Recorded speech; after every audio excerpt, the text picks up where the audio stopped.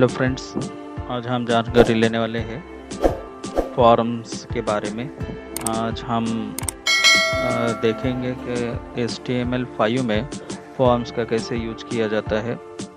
तो यहाँ पे हम देख रहे हैं एक फॉर्म है जो यहाँ पे डिज़ाइन किया गया है और इसमें हम जो वेरियस टाइप्स ऑफ एलिमेंट्स है उसका हम यहाँ पे यूज़ करके फॉर्म्स जो है वो डिज़ाइन कर सकते हैं।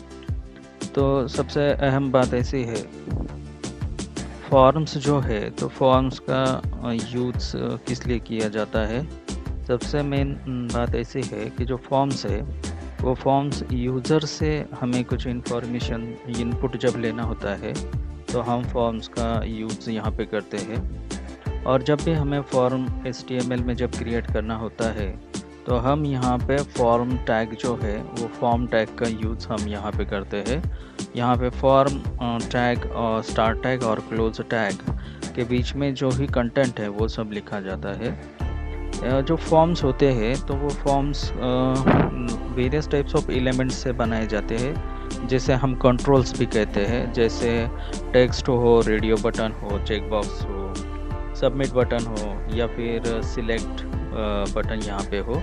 तो वेरियस टाइप्स ऑफ एलिमेंट्स का यूज़ करके हम फॉर्म्स जो है तो फॉर्म्स बनाते हैं और इसी एलिमेंट्स को हम कंट्रोल्स भी कहते हैं। सो ये जो कंट्रोल्स है, ये जो कंट्रोल्स हम यूज़ करते हैं तो इसके सहारे से हम अलग अलग तरीके की जो इनपुट्स हैं वो यूज़र से हम यहाँ पे ले सकते हैं। जैसे यूज़र के कॉन्टैक्ट डिटेल्स हो गए, जैसे उसका नाम होगा, एड्रेस होगा या फिर कुछ ऐसी उसकी जानकारी होगी जहाँ पे हमें सिंगल और मल्टीपल ऑप्शंस का भी यूज़ करना पड़ता हो।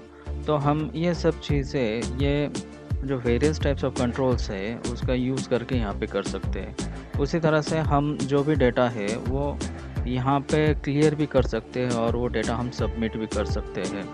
सो HTML5 जो है यहाँ पे HTML5 में यहाँ पे कुछ फॉर्म्स के एडिशनल कंट्रोल्स आज हम यहाँ पे देखने वाले हैं, जिसका यूज़ हम लोग यहाँ पे वैलिडेशन के लिए भी करते हैं।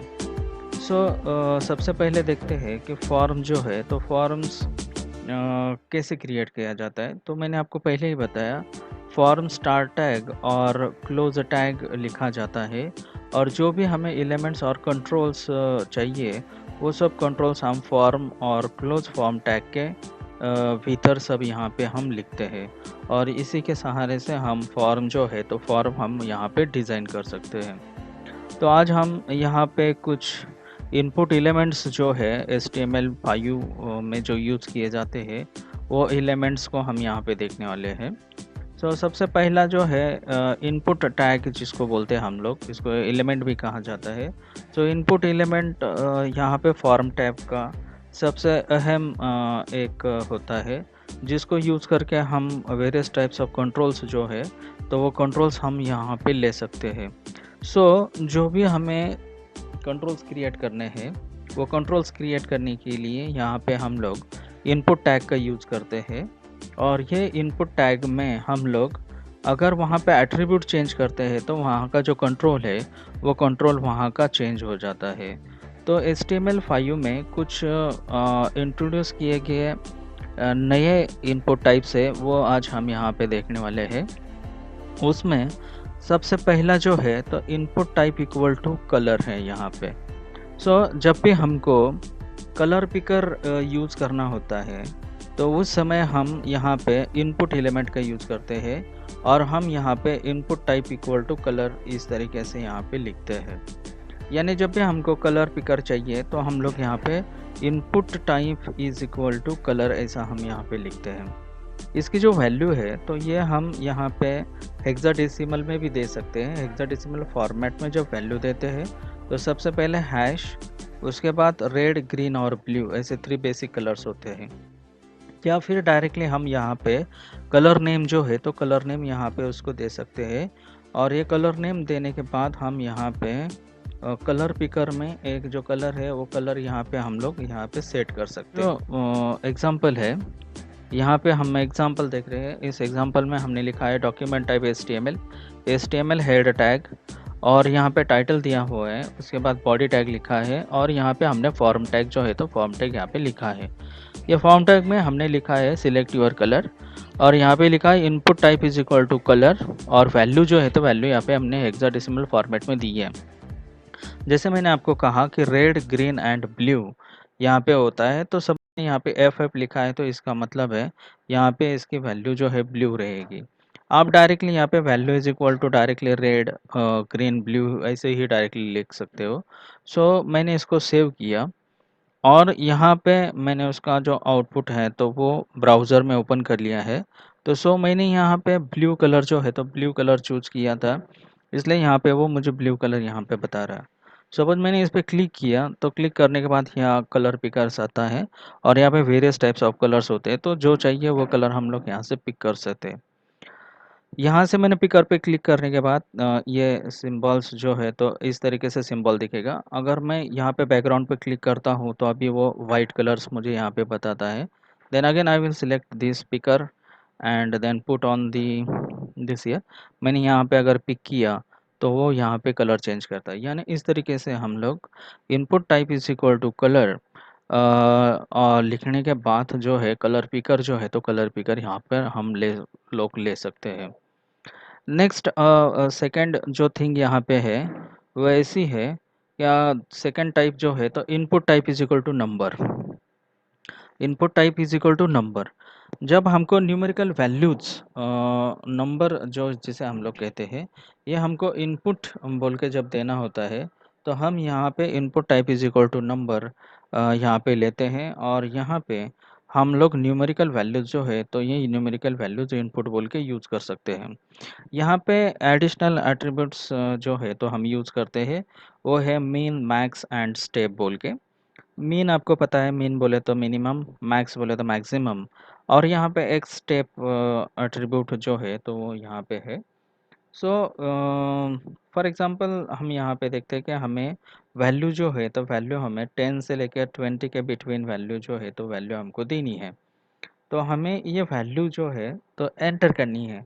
तो वैल्यू जो है तो हमें 10 से लेकर 20 के अंदर यहाँ पे देनी है और ये जो वैल्यू है तो हमें 10 देन 11 12 13 ऐसी 1 से यहाँ पे वो वैल्यू इंक्रीज करनी है।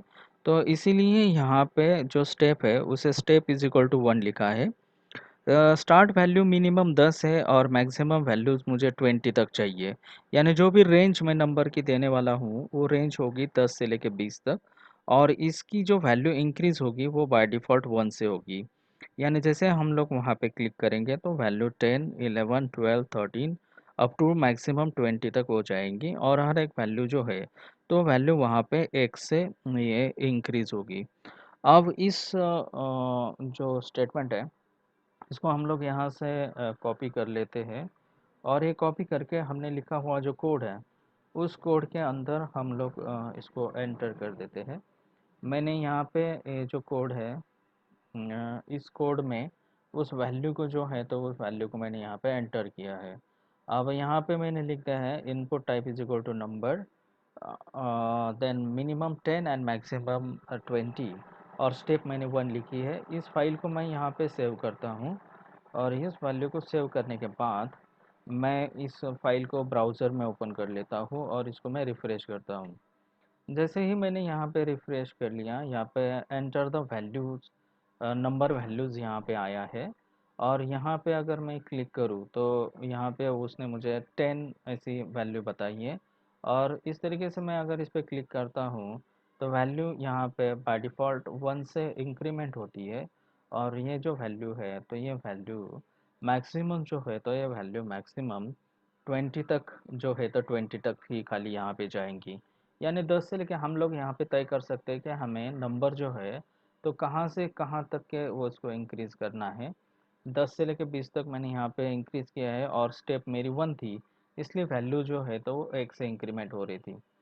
तो आप यहाँ पे इसका अगर स्टेप चेंज कर देते हो तो यहाँ पे उस वैल्यू जो है तो वैल्यू उस तरीके से चेंज होगी। मैंने इसको स्टेप 2 किया है और फाइल को मैंने सेव किया। उसके बाद मैंने इसको रिफ़्रेश कर लिया है। अब हम लोग चेक करते हैं तो वैल्यू मिनिमम 10 रहेगा और उसके बाद अब मैं उसको क्लिक करता हूँ तो वैल्यू चेंज हो रहा है 12 14 हो गए, 16 हो गए, 18 हो गए और 20 हो गए। यानी अभी यहाँ पे मैंने स्टेप 2 किया था, इसकी वजह से वो जो वैल्यू है तो वैल्यू वहाँ से 2 से इंक्रीमेंट होता है। इसीलिए जब भी हम लोग नंबर वैल्यू एंटर करते हैं तो यहाँ पे हम मिनिमम उसकी वैल्यू दे सकते हैं, हमें जहाँ तक के चाहिए वो मैक्सिमम वैल्यू दे सकते हैं। और यहाँ पे जो स्टेप है वो स्टेप हम यहाँ पे दे सकते हैं, यानी वो वैल्यू हमारी 1 से इंक्रीमेंट होना चाहिए, 2 से इंक्रीमेंट होना चाहिए, ये हम लोग यहाँ पे तय कर सकते हैं। थर्ड जो है वो है input type is equal to URL.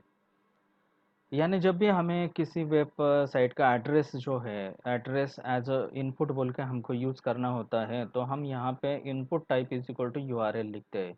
यानी कि for entering the web addresses और URL, this input type is equal to this input type is used. यानी जब भी हमको यहाँ पे किसी वेबसाइट का एड्रेस या यूआरएल हमको इनपुट बोल के देना होता है, तो किसी फाइल का यूआरएल भी हमें अगर देना होता हो तो हम यहाँ पे input type is equal to URL का यूज़ करते हैं। और हम यहाँ पे जो फाइल से वेबसाइट से उसका एड्रेस एंटर कर सकते हैं, इसीलिए यहाँ पे input type is equal to URL जो है तो वो यहाँ पे लिखा जाता है। जब हमें मल्टीपल यूआरएल्स यहाँ पे यूज़ करना होता है तो हम यहाँ पे मल्टीपल एट्रीब्यूट का यूज़ करते हैं, और मल्टीपल एट्रीब्यूट का यूज़ करके हम यहाँ पे मल्टीपल यूआरएल्स जो है तो वो यहाँ पे एंटर कर सकते हैं। अब input type equal to URL जो हमने लिखा था इसको हम लोग कॉपी करते हैं, और कॉपी करने के बाद हमने जो लिखा हुआ कोड है उस कोड के भीतर इसको फिर से हम लोग यहाँ पे लिखते हैं। मैंने यहाँ पे बी आर टैग एंटर कर दिया, सो ब्रेकिंग लाइन यहाँ पे रहेगी। अब मैंने यहाँ पे लिखा है एंटर यूर वेबसाइट एड्रेस, और यहाँ पे लिखा है input type is equal to URL.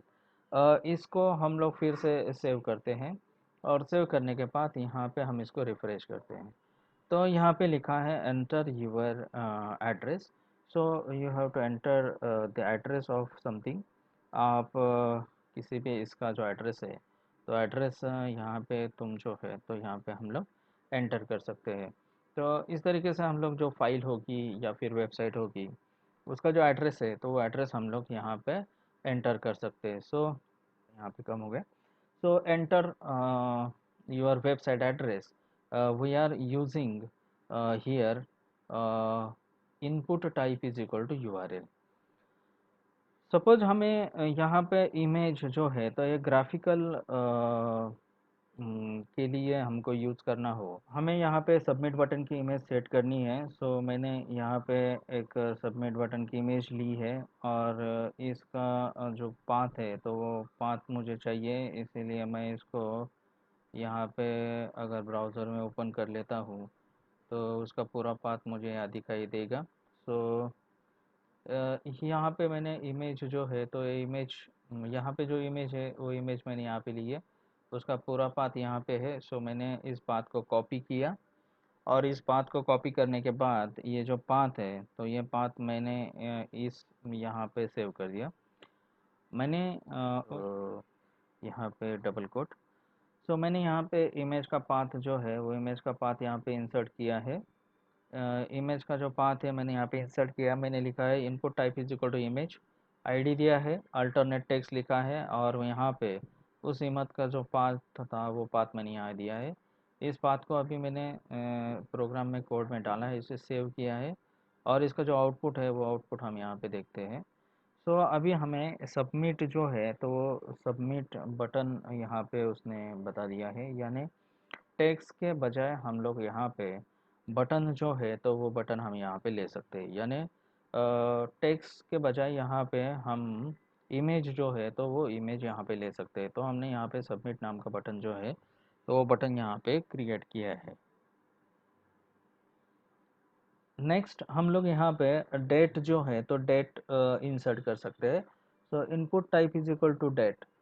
जब भी हमें यहाँ पे हमारे फॉर्म में डेट्स चाहिए होता है या फिर कैलेंडर चाहिए होता है तो हम लोग यहाँ पे कैलेंडर जो है तो कैलेंडर यहाँ पे ड्रॉप डाउन मेनू में यहाँ पे इनपुट बोल के हम यूज़ कर सकते हैं। यहाँ पे जब भी हम लोग input type is equal to date लेंगे तो उसमें यहाँ पे ईयर मंथ जो है तो ये यहाँ पे होगा, मगर इसमें जो टाइम है वो टाइम यहाँ पे खाली नहीं होगा, तो इसमें ईयर होगा, मंथ होगा, डे होगा, और जो टाइम है वो टाइम इसमें इंक्लूड ना होगा। सो इसको इस कोड में हम लोग देते हैं input type is equal to date. यहाँ पे मैंने एक फॉर्मेट लिया हुआ है, और वो फॉर्मेट में यहाँ पे अपने जो कोड लिखा हुआ है, इस कोड के अंदर मैं यहाँ पे इसको एंटर करने वाला हूँ। So I will copy this code. So मैंने यहाँ पे जो है, तो यहाँ पे मैंने लिखा है select date, then input type is equal to date, and value मैंने यहाँ पे लिखी है। यानी select date input type is equal to date मैंने लिखा है, उसका एक फॉर्मेट है, वो मैंने यहाँ पे दिया है, और मैंने इस कोड को अब सेव कर लिया है। और हम इसका आउटपुट जो है वो चेक करते हैं। सो रिफ्रेश इट। यहाँ पे रिफ्रेश करने के बाद आपको यहाँ पे आएगा सिलेक्ट डेट, और यहाँ पे वो आउटपुट में हमको बताएगा सिलेक्ट डेट। और सिलेक्ट डेट के बाद हम यहाँ पे ड्रॉप डाउन पे क्लिक करके हमें जो चाहिए वो हम यहाँ पे ड्रॉप डाउन के सहारे से यहाँ पे ले सकते हैं। तो यहाँ पे एक कैलेंडर जो है वो कैलेंडर यहाँ पे फॉर्म होगा। यहाँ से हम लोग जो मंथ है वो मंथ यहाँ पे चेंज करते हैं। सो अगस्त यहाँ पे ले सकते हैं, then you are selected, then you can change the year here. यहाँ से हम लोग जो ईयर है वो ईयर यहाँ पे चेंज कर सकते हैं। सो 2021, देन अगस्त यहाँ पे हमने सिलेक्ट कर लिया। यहाँ पे टुडे आया है, सो टुडे पे हम लोग क्लिक कर देते हैं, तो यहाँ पे हमें वो डेट जो है तो डेट यहाँ पे ले सकते हैं। इस तरीके से हम लोग हमारे फॉर्म में यहाँ पे जो डेट है उस डेट को हम लोग यहाँ पे इंसर्ट कर सकते हैं। उसी तरीके से जब भी हमें हमारे फॉर्म में ईमेल एड्रेस जो है वो ईमेल एड्रेस एंटर करना हो, तो हम लोग यहाँ पे ईमेल को इनपुट बोल के जो है तो इनपुट बोल के हम लोग यहाँ दे सकते हैं। बहुत सारे वेबसाइट्स होते हैं उसमें लिखा होता है कि एंटर यूर ईमेल एड्रेस। अगर आप भी चाहते हो कि आपके फॉर्म में ईमेल ऑप्शन होना चाहिए जिसके अंदर हम लोग email address as a input बोल के हम लोग उसको दे सकें, तो हम लोग यहाँ पे जब भी हमको as a input email address लेना हो तो हम लोग यहाँ पे लिखेंगे input type is equal to email. इस कोड को मैं यहाँ पे अपना जो लिखा हुआ फाइल है उस फाइल के अंदर फिर से मैं इंट्रोड्यूस करता हूँ। तो मैंने यहाँ पे लिख दिया है एंटर योर ईमेल एड्रेस, और मैंने यहाँ पे लिखा है input type is equal to email, और मैंने यहाँ पे इस कोड को यहाँ पे सेव कर दिया। मैंने यहाँ पे लिखा है input type is equal to email, और इसके बाद आप इसका जो आउटपुट है ये आउटपुट हम लोग यहाँ पे चेक करते हैं। सो आई राइट हियर। सो यहाँ पे अब आया है एंटर योर ईमेल एड्रेस।